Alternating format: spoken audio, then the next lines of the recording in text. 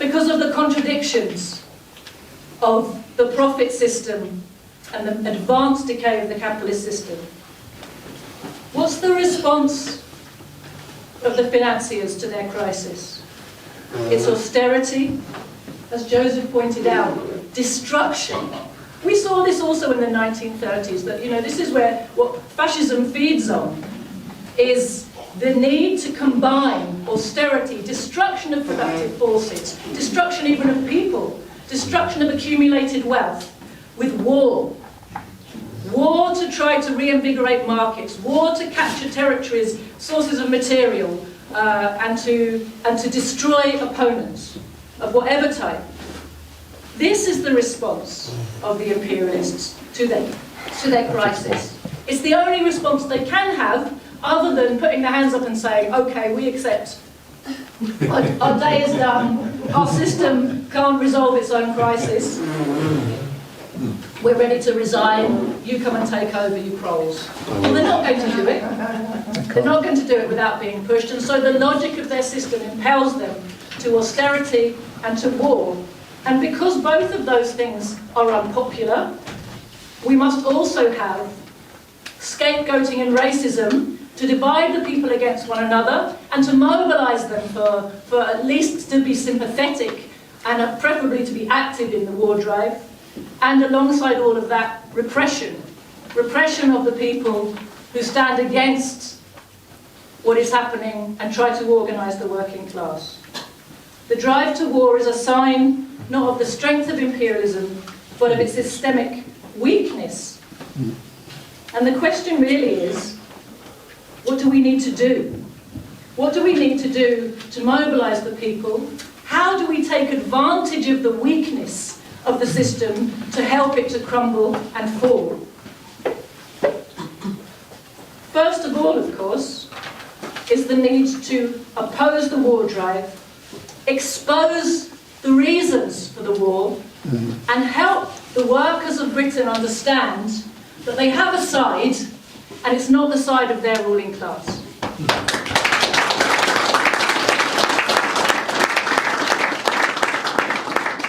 Our party was foundational member of the World Anti-Imperialist Platform that was formed 2 years ago. And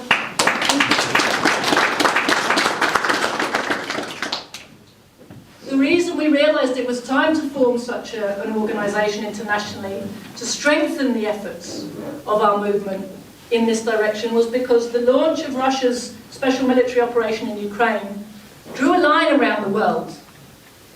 Very clearly showed there's two sides in this battle that's coming. It's a titanic battle for the future of humanity.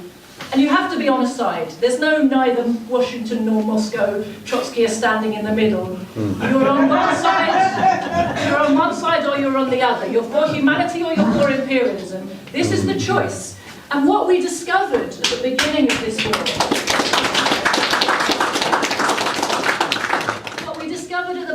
this war, was that in the heart of the communist movement, there is utter confusion internationally.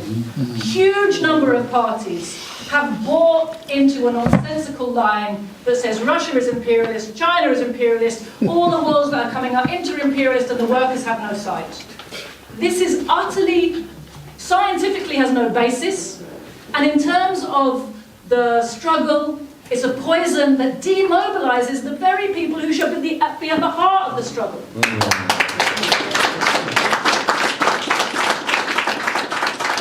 We, the communists, are the ones who have always given the steel to national liberation and anti-imperialist movements precisely because we have a scientific understanding of what is imperialism.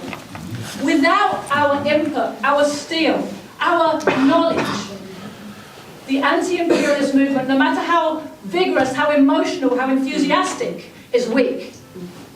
The communist movement must be at the heart. Marxist-Leninist theory must be the guiding force. If we are to be successful, there is a huge opportunity in front of us. But we need to maximize our chances of success, and that means the communists need to be at the heart of this movement, not standing on the edge, wondering which way to go.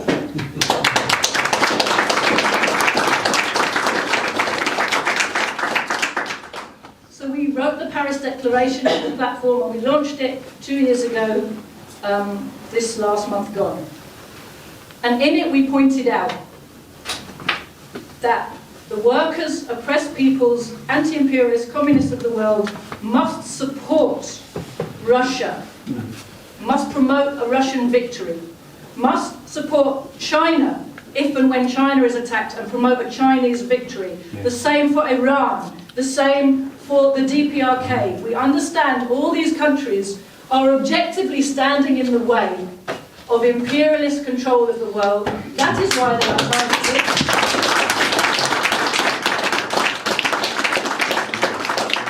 They are the bedrock of the world axis of resistance.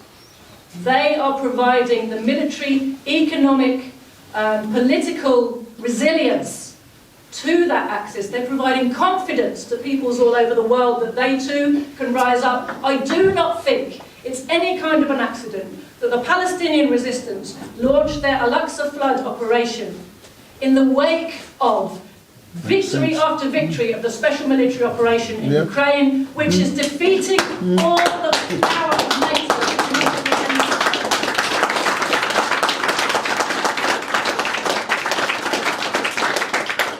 You only have to go around the world and meet revolutionaries who've lived through very hard times, believe me, to see how these shifts in the balance of forces in the world are changing the consciousness and the confidence levels of workers and oppressed peoples everywhere.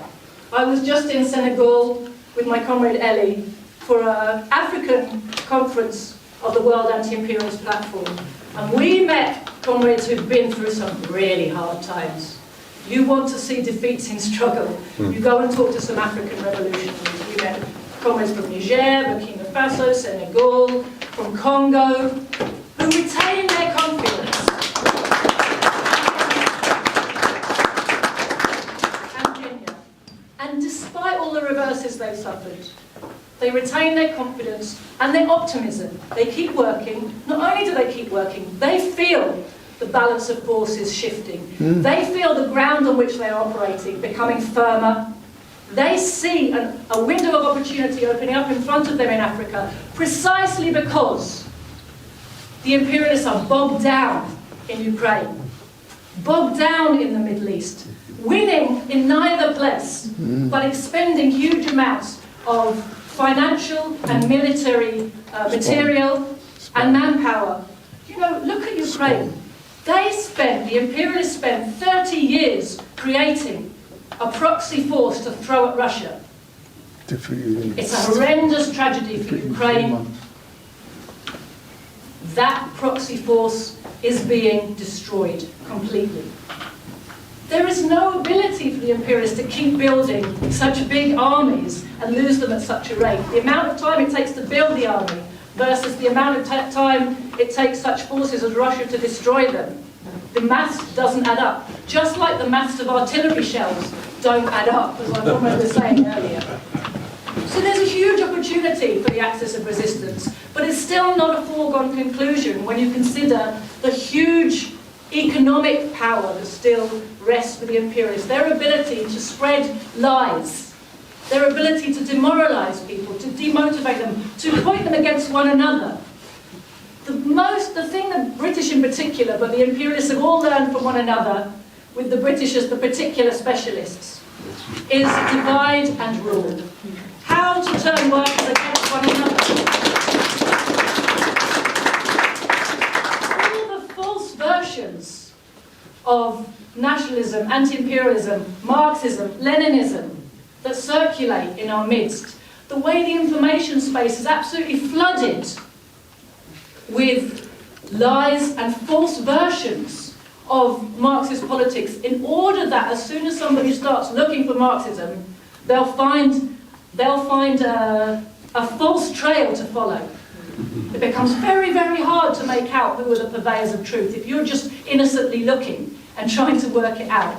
You know, this is something the imperialists are exceptionally good at, and one of the jobs of the platform is to help to boost the voices of the genuinely revolutionary currents, which in many countries, although they are significant because of their politics, their size is small and their ability to cut through the disinformation is limited. So the platform has a role in boosting the voices and the forces of all of those genuinely anti-imperialist and revolutionary forces around the world.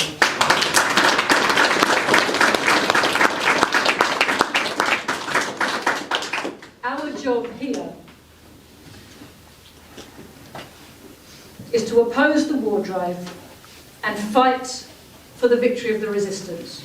It is to bring an understanding to the masses that their side is the anti-imperialist side, that weakening their enemy is what they need to see happen in order to further their own cause, and to actively come to work with that understanding, to work to disrupt and sabotage the war effort at home on the home front. In every single country where NATO operates, which is a huge number of the countries in the world, the working class needs to be given this message and mobilised. Pressure needs to be put through the trade unions from the ground upwards, because we know the leaders of our trade unions have been totally brought up, but from the ground upwards the pressure needs to come through the ordinary members. This understanding, just as the communists led the hands-off Russia movement in 1920, successfully through the grassroots of the trade union movement, to the point where the trade union leaders, who were in no way sympathetic, were forced to threaten the ruling class with a general strike if they didn't back out of the war of intervention against young Soviet Russia. That's exactly the movement we need to spark in Britain today. We need a mass movement of non-cooperation, an anti-war movement that acts in solidarity and doesn't just pass resolutions.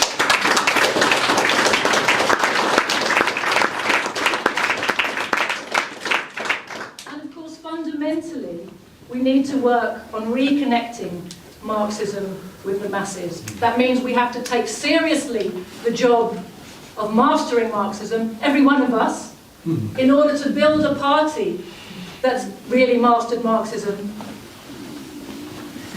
and to build a physical network. I was talking to my nephew earlier today about the power of the internet and how everybody uses the internet. You have to be online to get anywhere today. Well, we do our best in the small way that's open to us to use the internet, and we will continue to do so while it's possible. But we must never forget that the odds of getting anywhere on the internet are stacked massively against us, because it's a tool in the hands of our enemy. And more than that, as soon as we start to have success, our enemy can switch off our internet like that. So if we just tell ourselves, modern technology and the internet's going to fix our problems, we are deluding ourselves.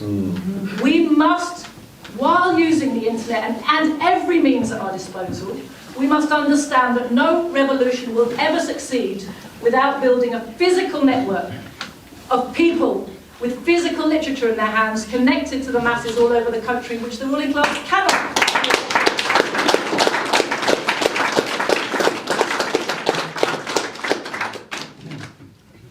And as we are fighting to master Marxism and bring its scientific insights to the masses as the guiding force for mapping out our strategy, our tactics, our program, our understanding of our mission, we must recognise that alongside that is the fight against opportunism and wrong ideas in our movement. We need especially to popularise the understanding amongst the masses that every single tie that binds our movement in any way to the Labour Party must be broken.